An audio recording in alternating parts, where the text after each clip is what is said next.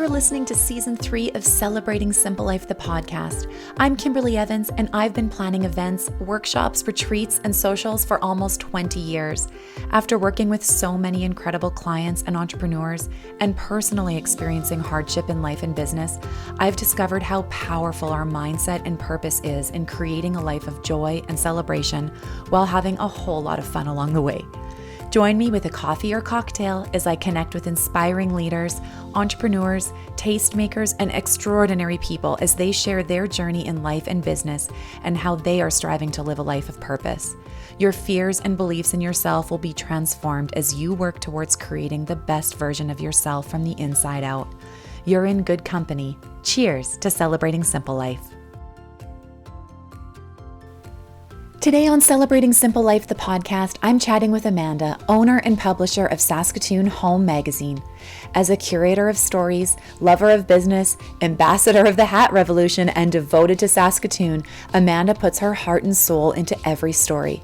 With a commerce degree and a major in marketing, her expertise in brand development, publishing, strategic planning, and media relations help connect her stories to the world. Since the inaugural issue of the spring of 2008, Saskatoon HOME has matured and developed, and continues to do so with every issue. She is always looking for ways to enhance the reader experience through interesting and informative stories, inspirational photos, clean layout, and strong visibility. Tune in for our genuine conversation all about choosing a path that allows you to love what you do, telling your story, and learning to be a tourist in your own backyard. Hello, Amanda. How are you? Hello, Miss Kimberly. I am really well. How are you doing? I'm so good. This is going to be so fun. I'm so excited to chat with you today. I am so looking forward to this conversation as well. It's so nice to be on your podcast. I know, and nice to meet you. I'm doing air quotes because we've had lots of interactions and have never yet had the pleasure of meeting in person. So this is so great. I agree. It's nice to be able to finally put that voice and that face together. It's perfect. Right? I know. So I am so excited to talk to you today because there is so many questions that I have, and my listeners are going to be so excited to hear this too, because you are doing something as a magazine editor, and I think a lot of people aspire to do something like this. I think having a magazine is like one of those bucket list items, and every movie, every rom-com, someone works at a magazine. It's super cool, and it's only fun and never any stress, right? Well, I have to say, it does definitely look glamorous in the movies. And when I read my books, I just love when they're like, I work at this magazine and I have this like glamour department, and this person just like knows everything to get me to every show. And that's really wonderful, but not exactly my life in a nutshell. Yeah, well, I hear you, because I think my industry is identical, where you see wedding planner movies or event planning things or corporate parties, and we're just wearing these classy outfits and headsets, and they're all put together, and nobody sees the 12 hours of sweat and yoga pants and breaking your back lifting crates of dishes through the back service entry, not the red carpet. That's exactly true. I have to say, I love what I do, but it's definitely not as glamorous per se as one might think. But I do. Well, there's a lot of upside. That's good, because this is an honest show, and we want to hear the real deets about what's going on in your world. So I would love to just hear a little bit about your background, first of all, and how you got into become the editor of Saskatoon HOME magazine. Well, I bought the magazine, so it was actually an interesting conversation. I loved Saskatoon HOME magazine. It had been around for a couple of issues, and I was just like, finally, something that is specific to our city, because you can read a House and Home, and you can read all of the national magazines or international, and it's lovely to a certain extent. It's aspirational. But this magazine was specific to our city. And I just loved that you could drive past everything and you could go to the stores that were actually here, and they were real people. Yes. And Saskatoon kind of flair. And so I had seen it around town, and then all of a sudden my husband called me on the phone one day, and he was like, hey, do you want to buy Saskatoon HOME magazine? And I was like, I've been meaning to subscribe to that magazine. Yes, absolutely, sign me up, because I can never figure out where to find it. And he's like, no, like buy the magazine. And I was like, what is happening? The backstory is that my husband knew the owner, the person who had actually founded it. And he wanted to move back with his wife to South Africa, where she was from. And they were looking to sell. So happened to have a conversation. They were rugby buddies, had a conversation about him wanting to sell. And my husband's like, you would be really good at this. So that was how the conversation started. So I was like, okay, well, let's chat. So I have a commerce degree with a major in marketing. I always knew I wanted to be an entrepreneur. My parents are both entrepreneurs, but I just didn't know what that would look like. And then this, after that phone conversation, kind of fell in our lap and took a look at the numbers and decided, yeah, let's do this thing. So we bought it. My husband stayed working just to have make sure we had an income in case it all went south. But our kind of rule of thumb when it came to that risk factor was, if we can make it back in 5 years, like, let's go.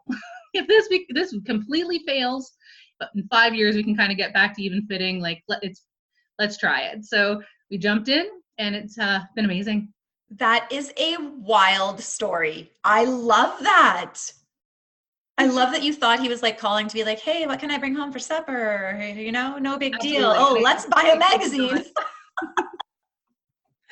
That is fabulous. Well, what a cool opportunity. And I think this just like goes to show you never know where different circumstances and conversations are going to pop up. And I feel like I say this on every single episode, but in so many conversations I have with friends and colleagues and everyone in between, it's like you have to be able to be willing to put something out there in order for somebody to know that there is opportunity, right? Like, had he not said something to your husband that day, like random passing conversation, he wasn't having the conversation to try to sell the magazine. He was probably just like saying, hey, this is what's going on in our world, right? But he said it, and the ripple effect is here we are today talking about this on the podcast because you own a magazine now. So I think that's so cool.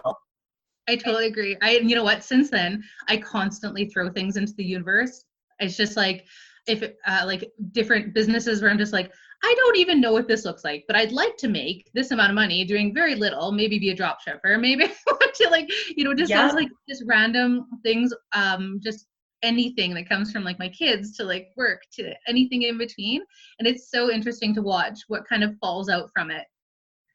I agree. Well, and I think that sometimes as entrepreneurs, I know that we can get into our heads a little bit about wanting to make sure that we're not talking about our things too much. I think especially as women sometimes, right? We just get hung up in this. We don't want to be, oh, look at me, look at my business. This is what's going on. And you don't want to be that person that's always pushing and oversharing about what it is that you're doing. But I just constantly keep realizing that situations pop up every single day where somebody that I thought for certain would probably be able to like give a business pitch about my own business because they know exactly what I do, has no idea the types of things that I do, right? And so I think it's so important to be able to confidently put those things out there and know that when you are talking about it, if you're passionate about it, most people are wanting to hear that information because they haven't maybe heard it before, and that's how things grow. I totally agree. Never assume. I think that that's one of the life mantras.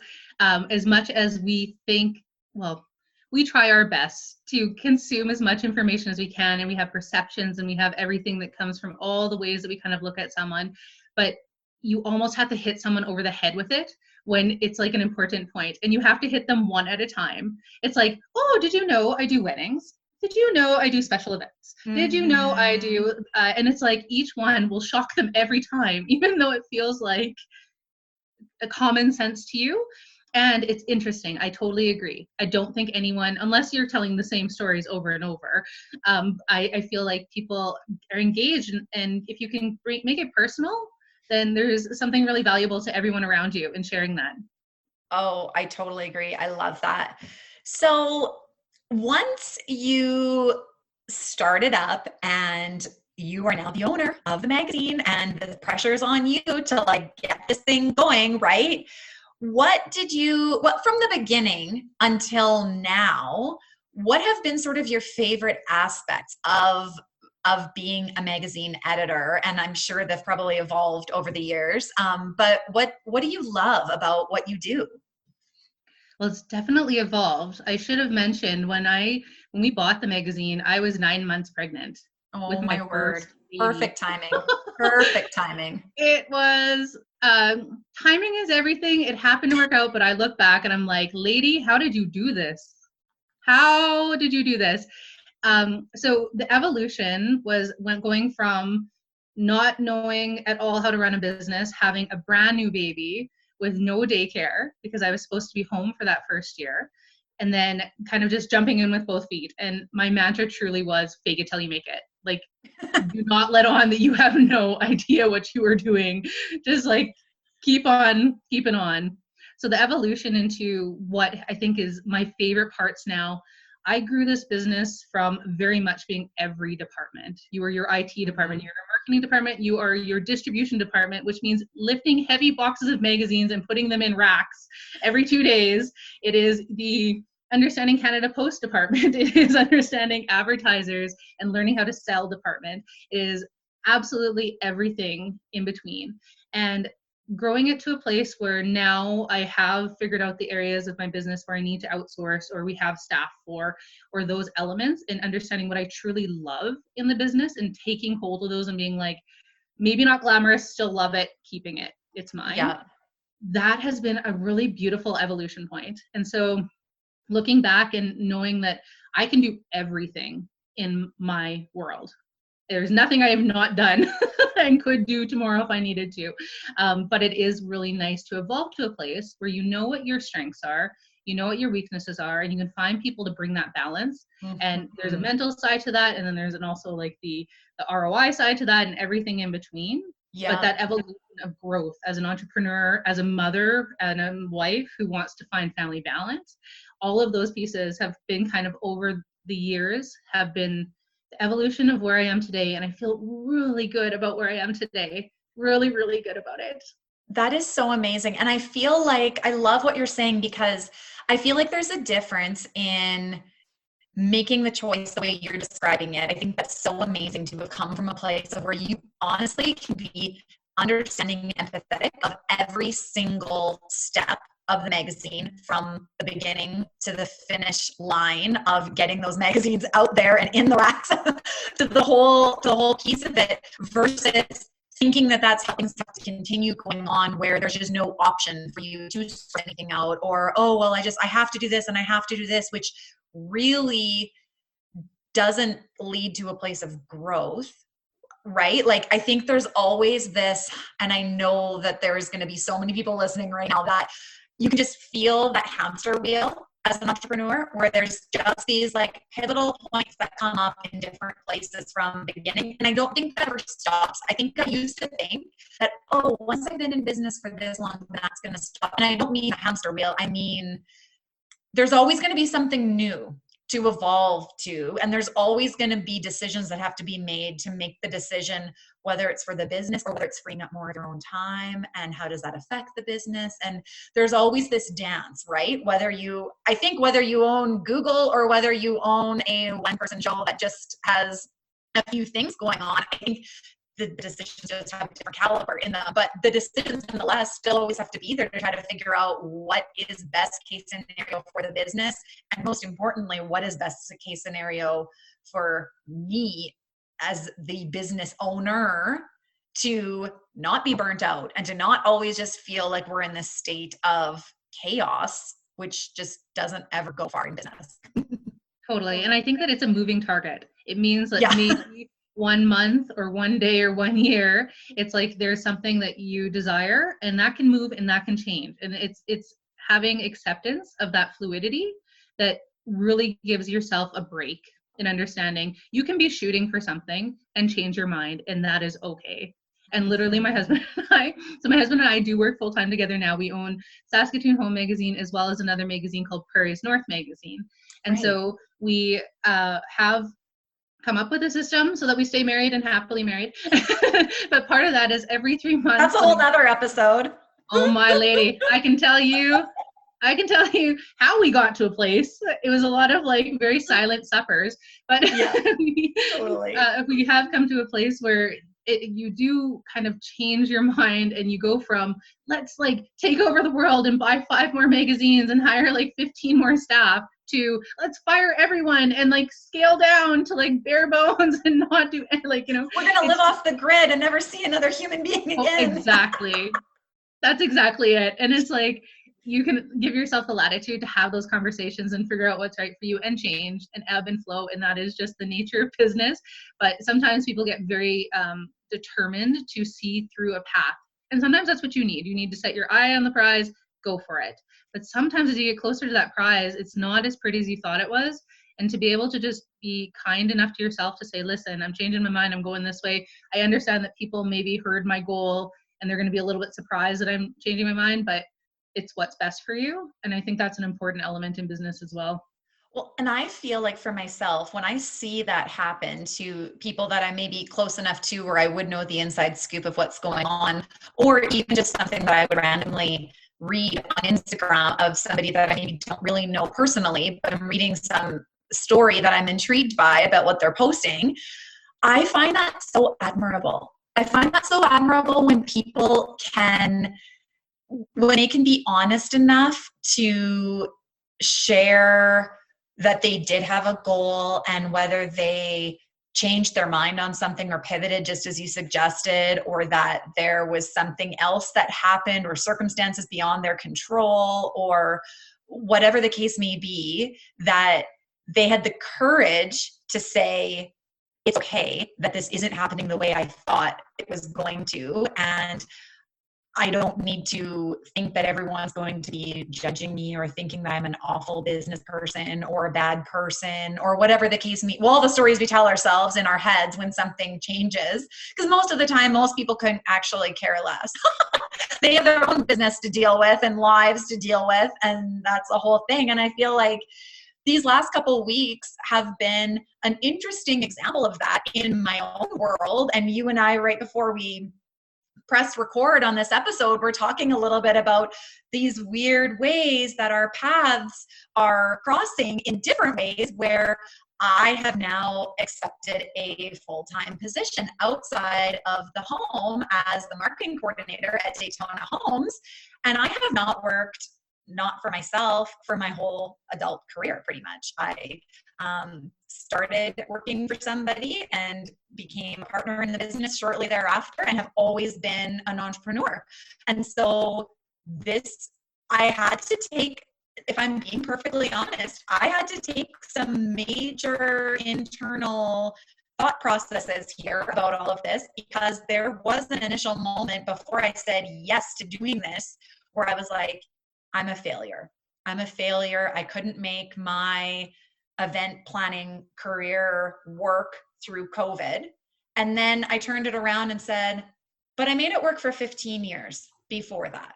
So tried to give myself grace and accolades for that. And instead of focusing on 10 months that were absolute destitute hard, focusing on the 15 years that were amazing. And so many great things happen and continue to happen, because I do still have certain projects on the go with it, but it's different now, and that's okay. It's absolutely okay. And I'm glad you're telling yourself that, but I can also say it to you and mean it. It is right. Okay. And it's also like you've built something beautiful, and the things outside our control mean that we just need to continue moving and make new plans and know that, you know, if a door is closed, a window's open, and maybe you're supposed to climb through that window. Totally. Well, and so I was laughing because this is the story that I had mentioned to you before we hopped on here, was on my second day at my new job 2 weeks ago, as I'm starting and getting used to stuff, therein waltzes Saskatoon HOME magazine delivered to our office, and it's sitting on the coffee table, and I literally looked and I'm like, oh my goodness, this is the best. I don't even know the people I work with yet, because I'm just meeting them day 1, day 2, and there is the issue where I had my first opportunity to write for your magazine in this past issue, and it was so much fun. And there sits my article in the magazine on the desk in my new office, and the world has suddenly connected all the way around. Absolutely. Serendipity, it comes together.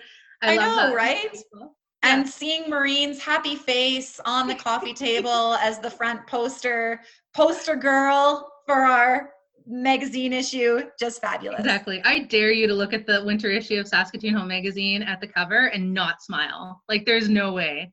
Maureen's Double the dare. best. Yeah, it's impossible. Just the same way as chatting with Maureen in person, impossible to not feel absolutely positive, glowing, and excited about your life after having even a brief conversation with that woman. Agreed. So how do you, this leads me right into my next question for you, how do you stay fresh and creative and come up with, and I'll use these last 10 months as an example, to stay fresh and current and come up with new ideas and always be dreaming well ahead of, obviously, when your issues come to print and get delivered out into the city? What's your process? What inspires you, and how do you keep everything on the go? Well, I remember this right when I started Saskatoon Home magazine, or like we bought it, my first advertising sales call was someone in Saskatoon, and he was a well-known, well-respected gentleman. And he had said to me at that time, "You're going to run out of stories in 3 years. There's just no way that this magazine is viable. I don't know what you're going to do, or you're going to be telling the exact same story over and over." And I left that sales meeting and I wanted to just like die, because I was like, maybe you're right. Maybe I held it together and faked it till I made it while I was in the meeting. And then I left and I was just like, oh my gosh, maybe you're right. I have no idea. I'm just brand new to this. I hope that there's more stuff that's going to happen in the city, but I don't know. I realize now that he had said it just to kind of goad me a little bit. He did actually end up buying my inside front cover of the magazine advertising wise, and they have continued to advertise with me ever since. So he had a lot of faith in what I was doing, but he was doing it just to push me a little bit. The answer to finding stories is that there are limitless number of stories in this city. I love what I do for that reason. The interesting part of my world is that there's always going to be the $4 million homes that are beautiful and fancy and polarizing in a lot of senses. Some people love it. Some people are like, are you kidding me? Those are interesting stories to tell to a certain degree. The more interesting stories are, tell me what you did to take this house and turn it into a home. Why did you make the choices you did? And the story is there if you ask the right questions. And so those are some of my favorite stories to tell. How we get our story ideas are kind of a few different ways. One is I drive around the city, and if I see something really cool, I literally knock on the door and ask if I can have a tour, which when you own a magazine is not as creepy, apparently. Still kind of creepy, but usually people say yes. I love that. So just seeing something really interesting on the outside, making me want to know more. The second is people will bring us story ideas. So homeowners will be like, I'm doing this really interesting thing. You should come take a look. And then the third is trades. So a lot of people in the world of drafting, electrical, plumbing, home builders, those are the people that are like, this is something you should take a look at. And so looking at the story balance, we're always looking for a balance of stories between something that's really visual, something that has a really solid story base behind it, something that's maybe a bit more technical. And so finding this balance between how the magazine flows throughout is something that we've gotten very good at over the years.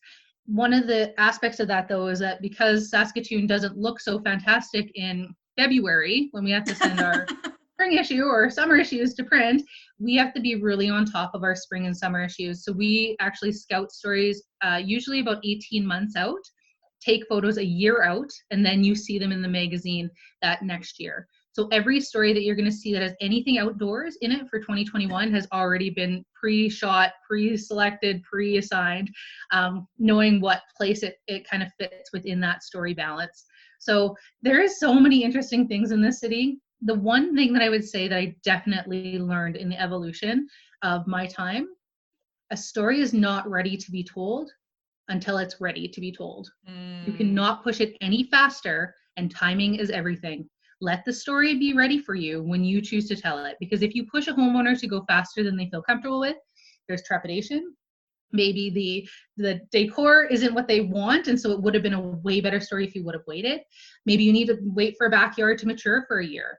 in order to show its like true beauty. There are a lot of different factors in that. And so there's been two stories I can think of that I pushed them a little harder than maybe I should have because I was young. I didn't really know. I was desperate for stories. I didn't have enough in my queue to like kind of like fill in the feeder. Right. And I've learned that you just gotta wait. Just wait for it to mature. Just wait for it to be ready. And then you can tell that story. Like, and it shines. Exactly. I love that. I can't stop thinking about you just knocking on random people's doors. That is the absolute best. But you're totally right. I feel like I can understand that from a podcast sense because I have so much courage to reach out to any person that I think would be intriguing to interview from anywhere in the world because it can be done virtually and it's like a virtual knock on the door when you send somebody a message. And what do you have to lose? What are they going to do? Say no? Slam the door on your face? Who cares, right? Like, what's the worst? Absolutely. And if nothing else, they probably have a little bit of like, oh, they liked my house, you know? So totally, because most people... Yeah, well, because if they have these cool details that would catch somebody's eye driving by, obviously attention to detail is important. Whether they feel sharing that with the world is important or not is beside the point. But obviously they were doing it for a specific reason, else they would live in just a basic house with no cool details. I absolutely agree. Oh, I love that. Enjoy a freshly squeezed holiday season with Cassidy's Lemonade Stand. Over the past 8 years since 12-year-old Cassidy started her lemonade stand, she has spent countless hours not only making her famous freshly squeezed lemonade, but has also done over 10,000 hours of physiotherapy and treatments just to keep the symptoms of cystic fibrosis at bay. Her positive attitude and the way she keeps her mission top of mind to help everyone with cystic fibrosis live better is so inspiring. Most of all, I'm incredibly proud to be this firecrackers mama. Cassidy's Lemonade Stand has a freshly squeezed lemon boutique online, and orders can be shipped for free anywhere in Canada. From beautiful holiday postcards, lemon squishies, necklaces, bracelets, t-shirts, keychains, and even lemon socks, these gifts all make the perfect stocking stuffers this holiday season. Give the gift of hope this season to Cassidy and the 4,000 Canadians bravely battling cystic fibrosis. And as a bonus for being a listener of Celebrating Simple Life, the podcast, you will receive a free holiday postcard with any order placed before December 21st. Go online to Cassidy'sLemonadeStand.com today. Cheers to celebrating today. I mean, this question is going to be a bit different in the way the world is currently sitting, but currently and in the past, what do you feel is sort of the ways that you stay connected in Saskatoon and area in order to grow these stories and build these relationships and keep your queue filled with ideas and knowing who, what, where of Saskatoon, just kind of the beauty of living in a small city, right? Where we have this cool, close-knit community where you can almost always ask somebody something and they'll be able to like get you to the next step because everybody is connected, it seems. I absolutely agree. Yes. So the answer to that is post or pre-COVID, a lot of networking events. So I love events where they have a speaker component. I love to learn. So anytime there was an event where there was a speaker learning component, I was there. And there's a networking component to that. And that's the opportunity to just show your face, make sure that you have the opportunity to talk to someone, be like, hey, what's up? What's the latest project? Have you seen anything interesting? Make sure you think of me when you when you get into that project. Part of the interesting part about building is that oftentimes it takes like 3 years for some of the really big projects to come to fruition. So people get so excited on the front end that they want to talk about it nonstop. It's in like drafting stage. And they're like, I cannot wait for this project. And so then I follow up with them like every 3 months from when it's supposed to be done. And it's always a year delayed. No matter what date you give me, I'm always like, I'm going to start contacting you that day, but there's no chance. Like there's no chance that a project of this scale is going to be done at that time. Even smaller projects, it's always like 6 months, a year delayed. So I just get in touch with those people on a regular basis. Hey, checking in on that project, seeing how it's coming to be. Did it explode on you? Did they did they like completely like ditch the project? Did it turn out how you thought it would be? So the networking side was really important pre-COVID, but it has continued, I have to say. The Zoom side of things is alive and well, like it or not. Mm-hmm. So even in the last 10 days, I attended an award show via Facebook Live, and then the table that I was supposed to sit at, because at that point it was still supposed to be a live event where you sat at a socially distanced table with a mask. That changed, and so then they went strictly online. But me and the people I was supposed to sit with, we had a group chat the entire time and kind of continued chatting about the awards. I love it. I'm part of a book club that's for sales. So it's we're reading a sales book, and then we all get together on Zoom once a week and talk about the sales side. And there is a networking element to that, because you can throw out ideas and say, hey, has anyone seen this? Or I'm looking for an advertiser in this category. So there's an element of that side, and stories pop out of things like that. And then the other side of actual networking events. So there are events that take place on, I feel like, every day of the week, where your intention is to network. And so they put you have main rooms, and then you have side rooms. And a lot of times story ideas pop out of that. And it's not necessarily someone saying like, have you seen this project? It's more like, yeah, I just did this art room in my house and I'm really excited about it. I'm like, tell me more. What exactly makes it fantastic? Totally. Do you by chance have any photos on your phone that you could show me? Totally. A lot of times people are very happy to share that, particularly if it's a passion piece. And so stories come out in so many different ways, but connectivity is important. Me reaching out to them or communicating with them through networking. I do also a call for stories once a year.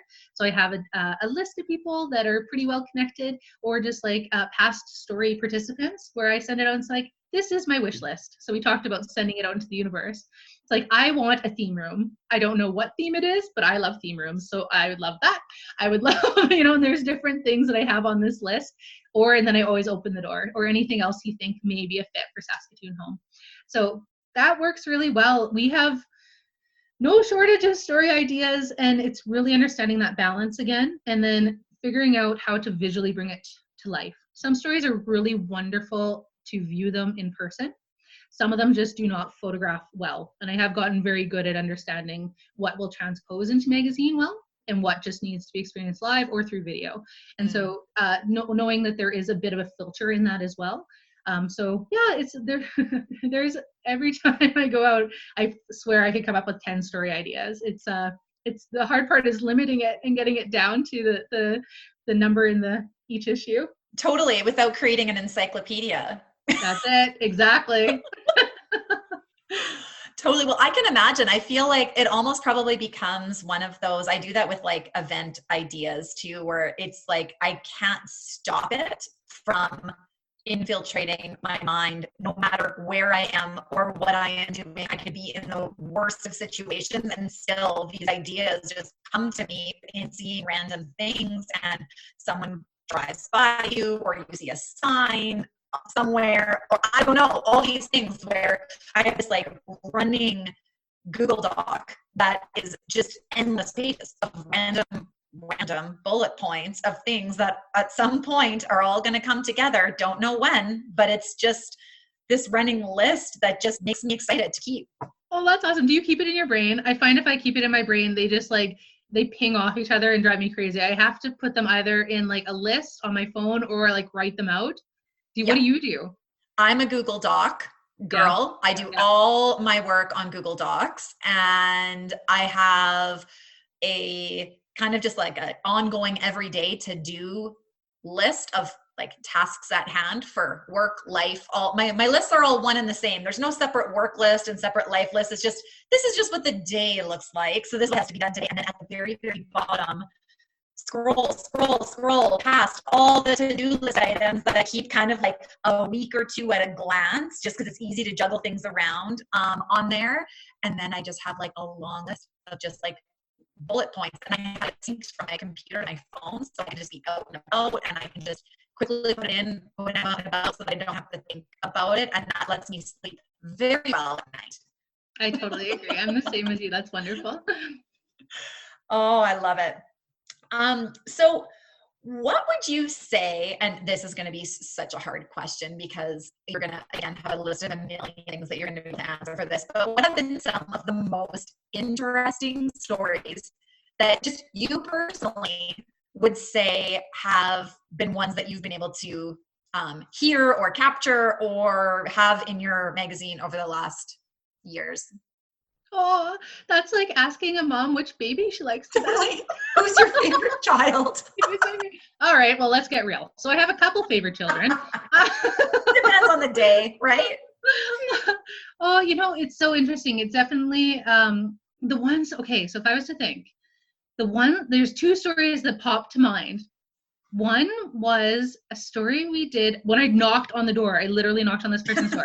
It is on Victoria Avenue, just down from Homestead Ice Cream. And this house was pink and purple. And I was like, whoever lives there loves it or hates it. There's no way that they're anywhere in between. Like, it's just, can't imagine a world where they're just like, I don't know. And so I was like, I need to meet whoever lives here. I need to know the answer to this burning question. Yes, and they were wonderful. And what we found out was that they very intentionally painted that house. So it's actually, they call it the pink, pink, purple, purple, green house because there was two shades of pink, two shades of purple, and a shade of green. And they love every iota of that house. Oh my They've since sold it. But the backstory was that it was an Eaton home. They wanted to paint it traditional Eaton home colors. They found out that Eaton home colors were beige. That did not explain their personality. So they decided to paint it similar colors to what the husband's cottage was when he was a kid.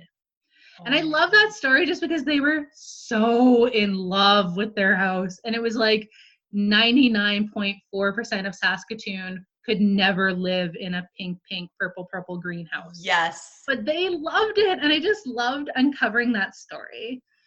So that would be one. The other one that comes to mind immediately is we did a story on quintessential Baba gardens. And the idea being, if you were to have a Baba garden, what are the must-have items in that garden? And I'm Ukrainian, so of course it kind of resonated with me. Totally. But the way that our writer wrote that and brought it to life, I could hear Baba accents in it. Like, I just loved everything about it. Like, it was these two little Babas and they were just like wonderful. And it was not only the story of, okay, here's a list of things that you can have in your garden. It was like the backstory and really understanding and getting a feeling for these women that are part of our Saskatoon community and part of this culture. And that story still like sticks in my mind. I love that. Well, and I love too how this is the one thing that I love about your magazine is how, like you said initially, it's of course local to Saskatoon, but it's just real. And the stories that are being shared in it, like the ones you just mentioned.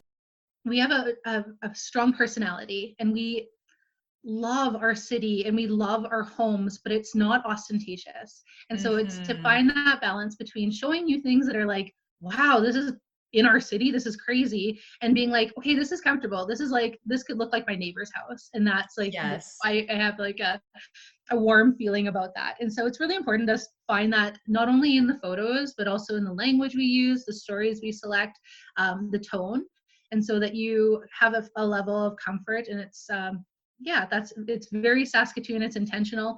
I think local media, you can tell when something is not from here.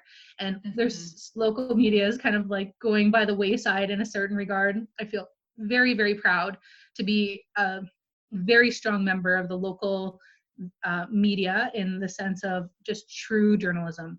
You can not find a story in our magazine. We very much stand behind true journalism being a good story told from an unbiased perspective by trained writers who follow Canadian standards and want to tell a great story. And I think it's really important in media these days because there is some elements where people blur lines and you don't know if what you're reading was paid for or if it's true story.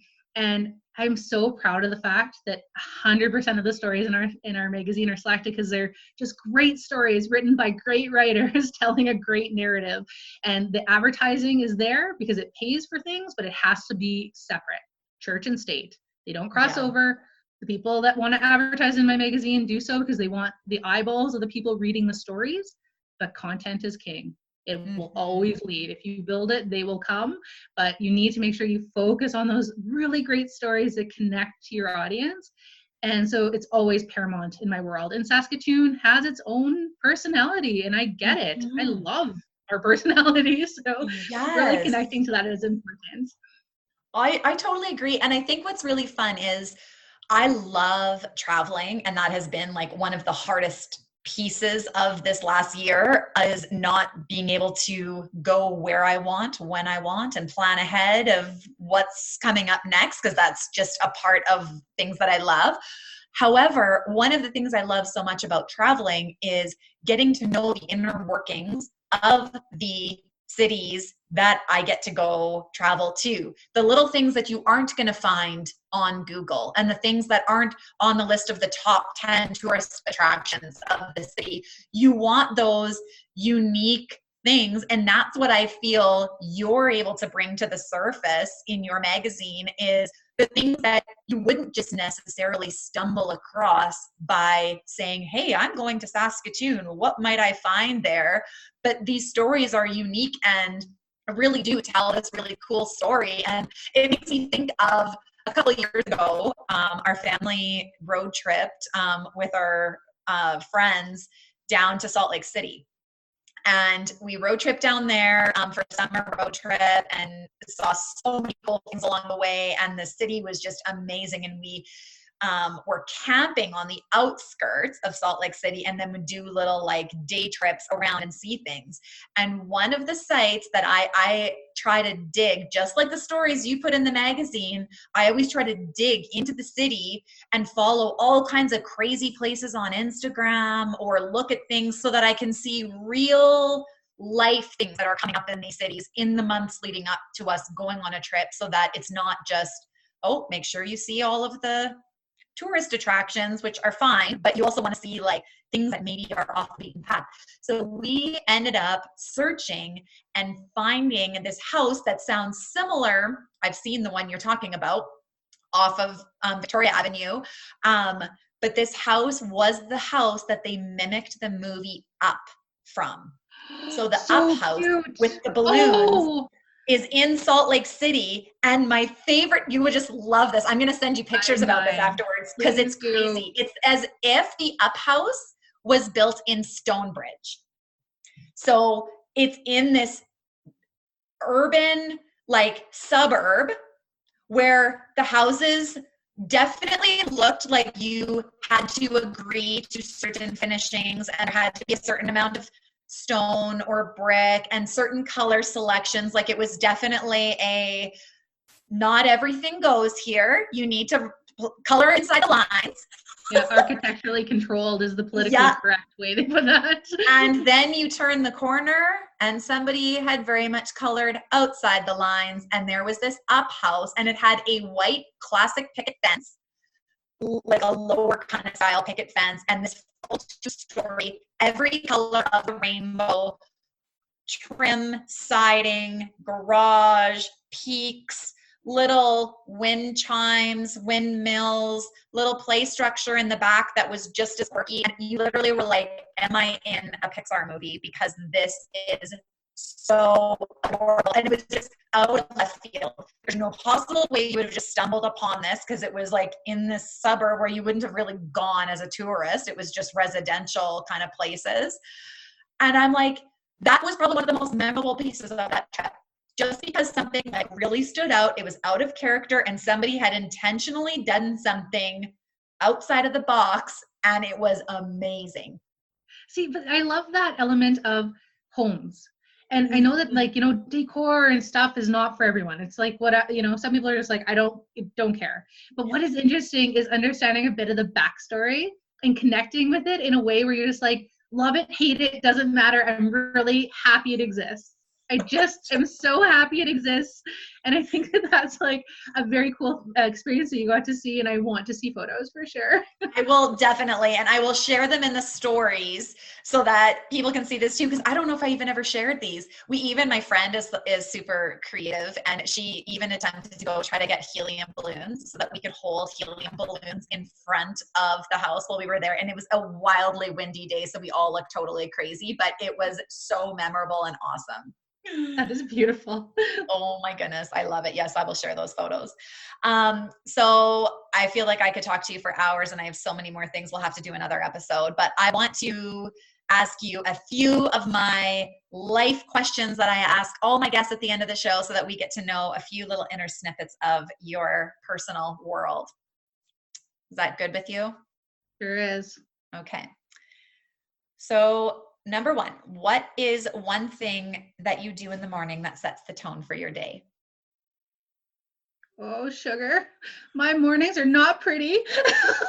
I would love to tell you that I wake up at the crack of dawn and do a little yoga, and then I journal a little bit. I am a night owl. I hate mornings. I put them off to the very last moment. I kind of stumble my way through them. I'm working on it. I'm a work in progress on the morning front. Hey, progress, not perfection. That's what I think. I love that. Yeah. That's so true. We recently got a kitten, so I play with the kitten in the morning sometimes, which really is a mood booster. So I'm going to say that would be the only thing I have going for me at this moment for morning. You know what? That's totally fair. And I love that you're super honest about it, because I think that is the reality for most. I was never a morning person either until like a couple months ago, when, not that I wasn't a morning person, I can wake up and be happy. I wasn't like feeling grumpy in the morning kind of person. I can alarm goes off, instantly wake up, ready to start the day. Would I wish to sleep for a few more hours? Sure, of course. Wouldn't choose that. It could be fine. But all of a sudden I was hearing a lot of people talk about how getting up earlier really was boosting their mood, and all of that sounded awful to me. I was like, that's really great for you. That's not great for me, is what I thought. And I was like, you know what? I'm just going to try it. I'm just going to try 1 hour earlier just for a week, and then test this theory out.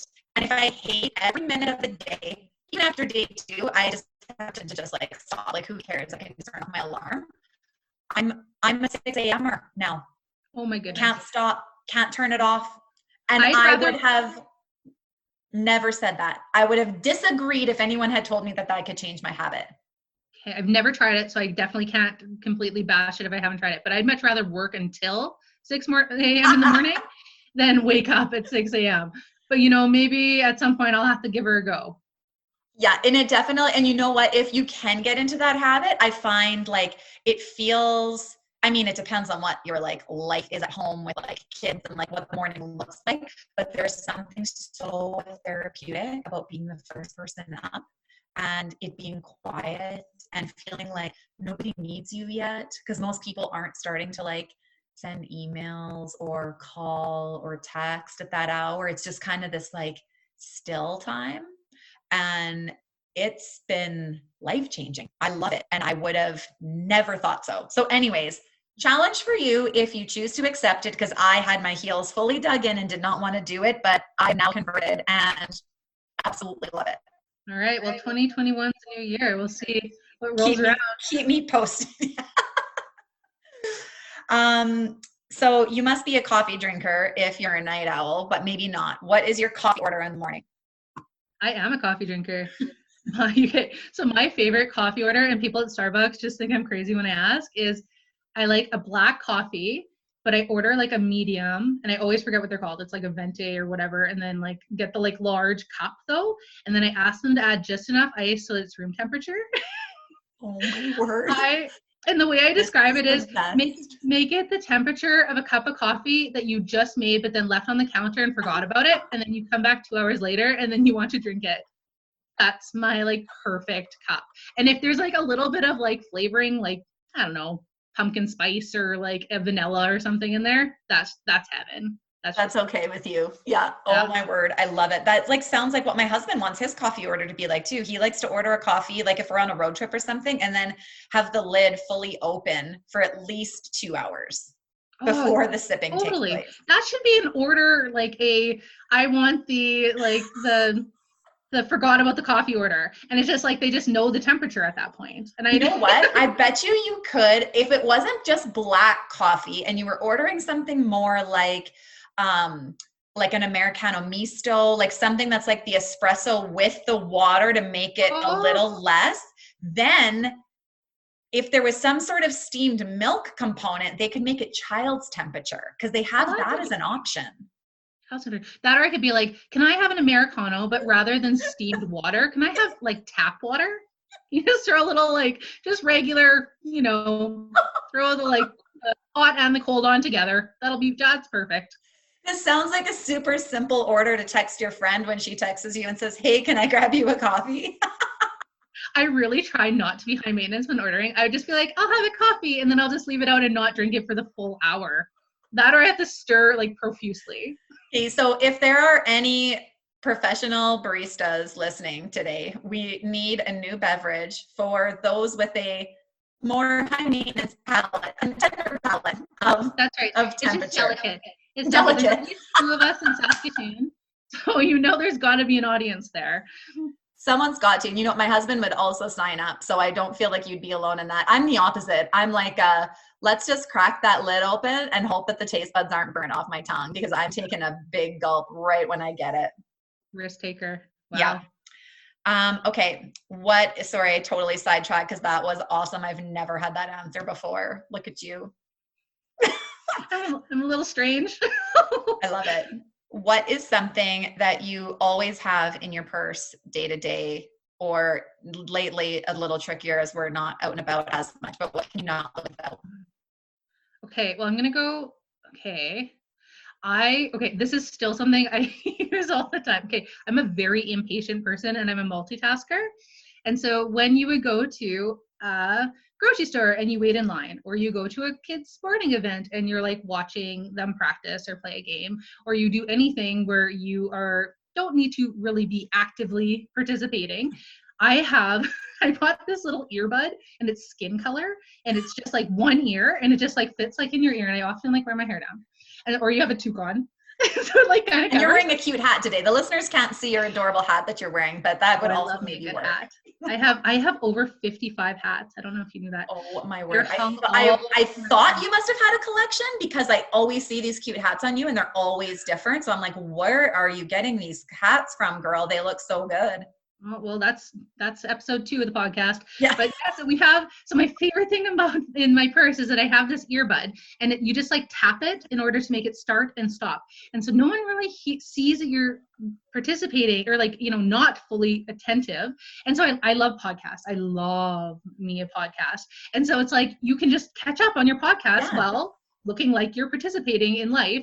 And so you have to do this thing though, so you can't see me, but I'm casually tapping my ear, right, where you like turn it on or off. So sometimes people will walk up to you and start a conversation, right, but you kind of don't want to be busted completely, that you're not actually like listening. That you're not involved in the Secret Service. Totally. Yeah. Exactly. So I just do like a little tap, kind of turn to the side. It's like, oh, so sorry. What was that? And so that would be a quintessential item in my purse because I have very short patience and do love to multitask. And it's just like a life changer because no one can see it. It's great. I get away with it a lot. I so need one of those. And I feel like I need like that and continuing to use my earbuds because sometimes, this is just a little secret, sometimes I like having my earbuds in purposely to not have someone talk to me. Can I say that out loud?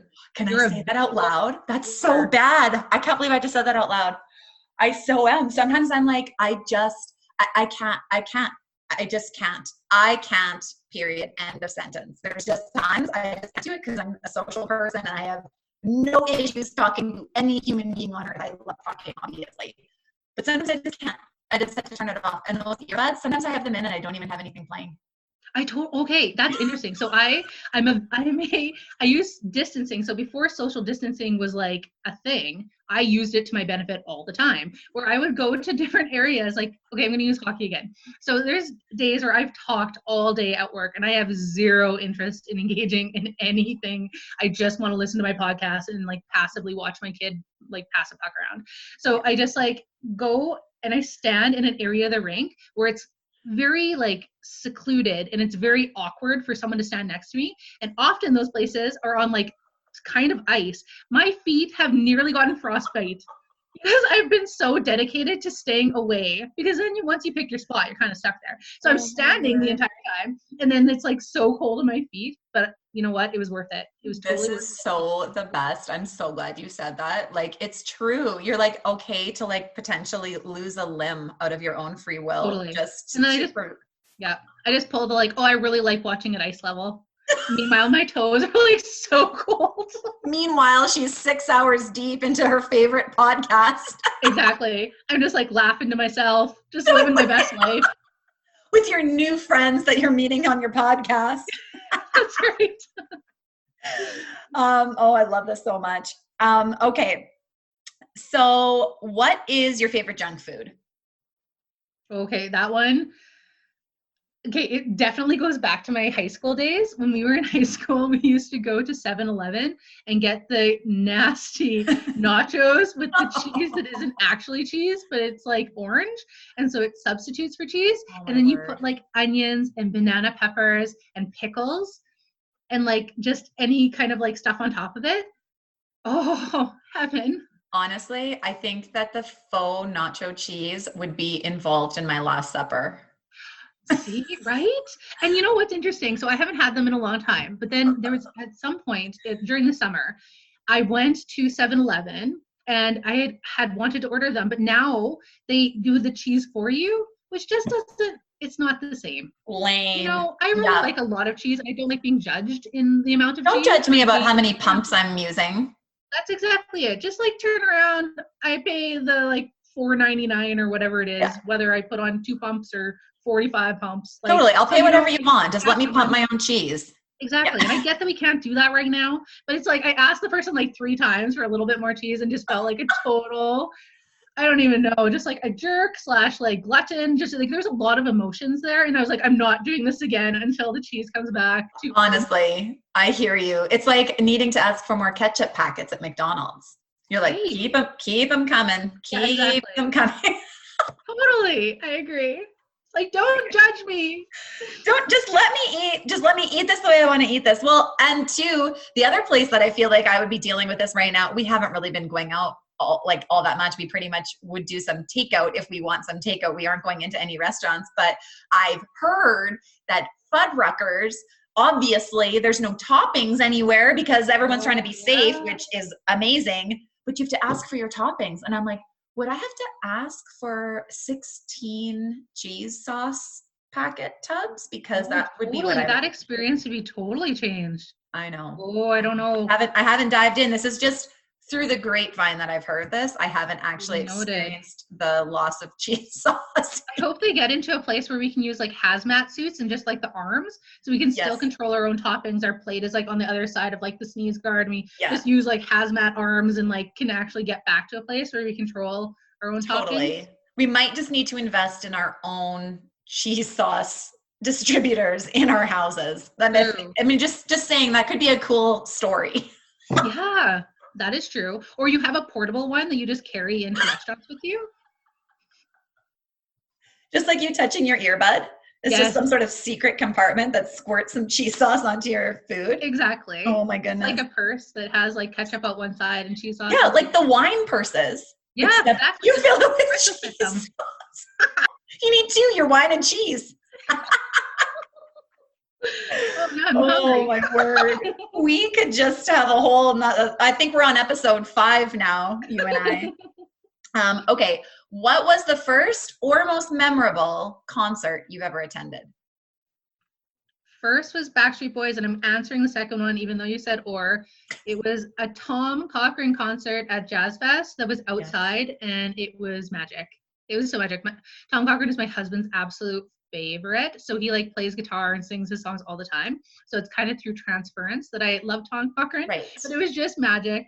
Yeah, those are my answers. That's amazing. You know what? When in my youth, many years ago, when I was a server at the Sheraton Cavalier, I served Tom Cochrane while he was in town for a concert. This was probably back in like 2001 days. And he put my name on the list for the backstage show, but I wasn't old enough. Oh my. I have so many I was emotions. like just barely not old enough. Yeah. And anyways, but I was like feeling pretty like proud of myself. I can imagine. Tom Cochrane put my name on the guest list. I have so many emotions to that. I feel so excited for you and then so let down for you and then super jealous. I just like, there's so much happening. That's so cool. Yeah. That was actually, I got to meet a lot of celebrities working there because that was often the hotel that people would stay when they would go there. And I would always imagine like, why on earth are you eating in the main lobby restaurant of the hotel? But some of them like to be out and about. Like they were okay to not be in top secret incognito. So that was fun. That is very cool.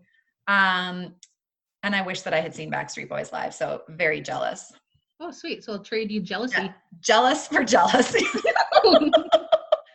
What is one thing that you love to do in your free time? During the summer, definitely kind of exploring some of the like garden areas of the city. So like my favorite spot is the Zen garden or the meditation garden, they call it, at the forestry farm. I kind of live near there where I can bike over or like run over. And so, it's just, there's so many cool areas. Like down there's the statue park that is by the river, just off the university grounds. There's like the Patterson Tree Arbor area. They have like, there's so many. Oh, and I got an electric bike from Bike Tricks this summer. Ooh. And I love my bike. It's red and it's a cruiser and it has a little basket on the front and a little trunk in the back. I love it so much. So I was investigating every area of the city this summer. So in the summer, most certainly, and into shoulder seasons as well, like fall and such, it's investigating these little cute hidden outdoor areas we have in our city. That is amazing. I feel like I can imagine, I mean, I'm a bike helmet wearer, but I could imagine a photo shoot of you having your cute bike with your cute hats on because cruiser and red, like. Oh, Kim, I have to send you a photo. Okay. I made my own helmet where I took a hat and I cut out in the back and it has like, it's like a brimmed hat. And then I put a red and white polka dot scarf around it with a little bow on the back. So I wear a hat on top of my helmet and I glued it on like DIY style. And one day I went down to Broadway and I bought flowers and I put them in my basket and I wanted to die of cuteness. I was just like, I can't wait for the world to see me riding around in my red bike with my helmet that is a hat and these flowers. I definitely belong like in Denmark. This is wonderful. Fully. We're turning the cuteness level up to 11. This is awesome. Exactly. I have a kitten. I throw a kitten in that basket. I will be on fire as far as cuteness. Instagram's blowing up. Absolutely. Oh, I love it.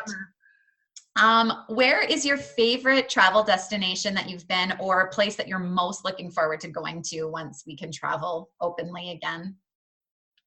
In Saskatchewan, it would be Elkridge. I love the Waskesiu, like that PA National Park area. Elkridge in particular, I just love it. There's literally elk that come here all the time. It's so beautiful, and every season is amazing. As far as outside of Canada, I'm super kind of traditional. I have like younger kids. I have a 9-year-old and a 12-year-old. Mexico. Same age as my kids. Oh, nice. Same. Yeah, so Mexico, I am dying to get back to Mexico. I know it's super commercial. I don't care. I'm at that stage of my life where I really like that, just like traditional. Did someone say all-inclusive? Because that sounds amazing. Because it's easy with kids. It's easy. It's so good. So yeah, I really dream of Mexico a lot these days. Yeah. Like you have to do like visualizations to be like, let's pretend that we're there right now. We actually, so bad. My kids were like, are you kidding me? We drove around and saw Christmas lights this week around Saskatoon because we hadn't yet been able to go see the big dragon on Cairns that everyone's talking about. big, huge dragons all drawn on the front lawn. So we went and looked at that, and then it sort of just led to, oh, why don't we just go look over here and look over here? And just like went and drove around. The kids' school at home, they really don't get out very much. So even a drive, it feels like fun for them right now. And so we were driving around looking at lights and looking at all of these things. And now I'm losing my train of thought. What were we talking about? What were we talking about? And kids? Oh yeah, Mexico. We said to them as we were driving, this is so bad. I can't believe we said this. I turned around and I was like, what if we told you guys that COVID wasn't even real? And this whole time we had just been like telling you that you can go and do stuff like Rapunzel being locked in the tower. And we were actually just like preparing, not arriving to the airport, heading to Mexico to go on a vacation. And they were like, you're so mean. That is like a whole nother level, Kimberly. So bad. They knew I was joking from the beginning. Like, it wasn't like they actually thought that was happening, but they were like, if you ever actually did that, I cannot even tell you what we would do. It was so funny because we surprise them lots for trips, like where we don't tell them and then just are like wake up, like have their suitcases packed already and are like, hey, we're going. So that wasn't like something that wouldn't happen, but they were like eyes as big as saucers sitting in the back of the car being like, you wouldn't dare. Oh my gosh, that's like the second of hope. Actually gave me a little I know and love. Yeah. The best. Okay, last question. If you had a day all to your own schedule and nothing else that was standing in your way, what would your perfect day look like? Oh, that sounds lovely. Okay. I would have to plan sleeping in and not sleeping too late so that I didn't miss my nap. So it would have to be like planned. Like I'd probably sleep until 10 because that way I'd have like 3 hours to like read a book, to take a bath, and then but have like a little lovely lunch. And then at 1 I'd want to nap. And then my perfect napping time is 3 hours. So like from 1 to 4 I would nap. And then I would probably go out and maybe go for like a walk or something that's like super like kind of chill. And then I would have to read my book again. And then I'd have to take another bath, but this time it would be different bath salts or like something from Lush or something different, like different colored or a different like scent. And then I would open a bottle of wine and have like a lovely supper. And then just like sit by the fire and read my book again until like 5 a.m. And then I would go to sleep. You're taking the full 24 hours for this experience. Said a day. I'm going to get a day. I'm going to get the day. This is the best. Amanda, you are such a gem. I am so grateful that we were able to have this conversation today. Thank you so much for being on the show. Thank you so much for having me, Kimberly. I had so much fun.